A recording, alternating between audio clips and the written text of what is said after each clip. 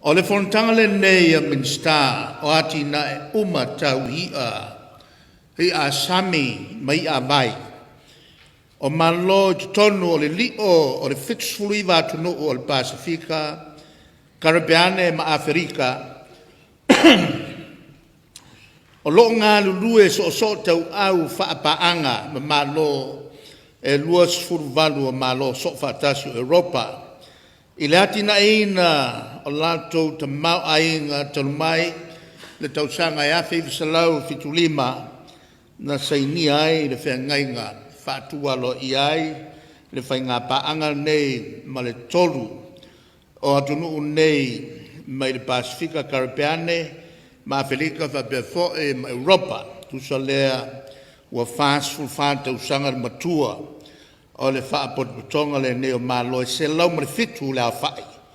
Le foi e ano ati na e tonu o tātou atunu o Samoa ua lātou whaatu peina e pe o suavai tau mawha i savai i whapefo i mapolu. I le vai tau le nei o le maulu tau ua soona whanati mai i to tonu o le tātou atunu whai o le a whaina.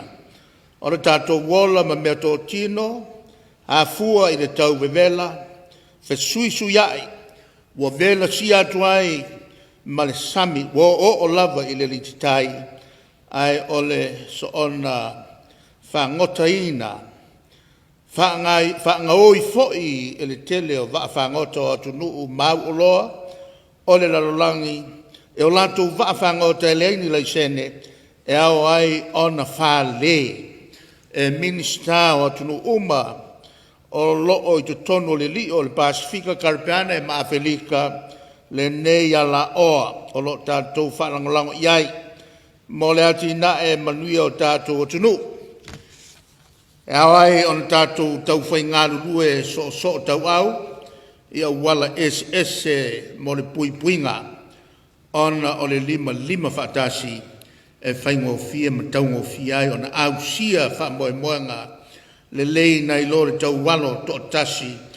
o le pau o ta mai atunu lava ia i uane ua tātou tau whai male le mo matuai ma mo mali atuai ma whingota o le sami o le whatamala o tō mamana manuia tere lau tō Fonotaga soifua.